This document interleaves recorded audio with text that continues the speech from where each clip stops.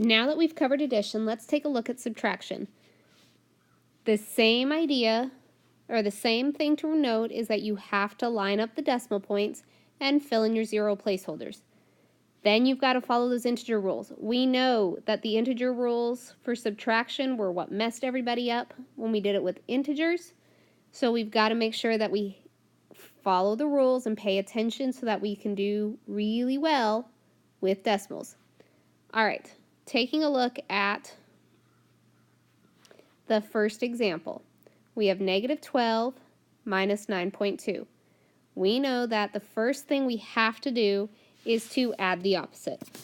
So it turns into negative 12.7. I apologize if I said that wrong. So leave it alone, change subtraction to addition, and then positive 9.2 is now negative 9.2. And if you want to fill in those parentheses just because it looks funny with plus negative, go ahead. Now that we've added the opposite, we follow our integer rules. We say, oh, the signs are the same. This means we're going to add. If we are adding, we need to make sure that our decimal points are lined up.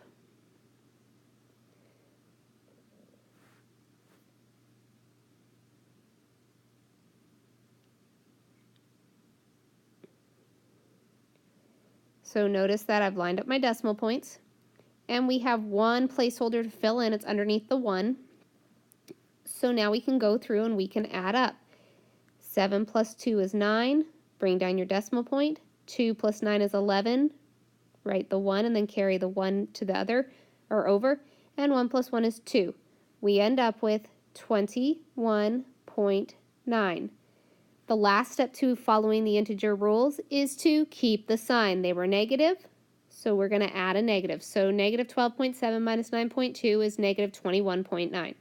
Remember that when it says keep the sign, you come back to the addition problem, not the subtraction problem. Looking at the second example, 5.1 minus 9.073. We add the opposite,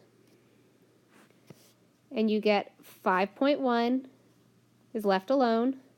Change subtraction to addition, and positive 9.073 is now negative 9.073.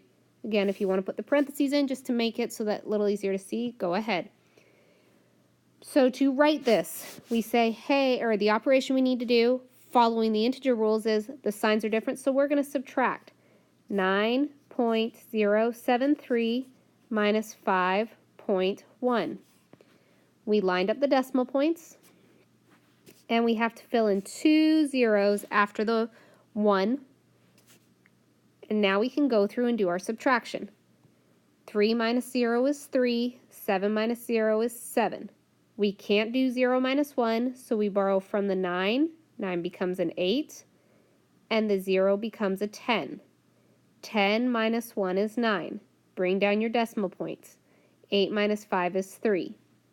We end up with 3.973. And to determine if it's positive or negative, we say what was the sign of the larger number, or the larger absolute value, and it was negative. So we get negative 3.973. Remember that you can also say if I have 5 minus 9, it has to be negative. You're not going to have 5 and take away 9 and end up positive. So the answer is negative 3.973 to the problem 5.1 minus 9.073.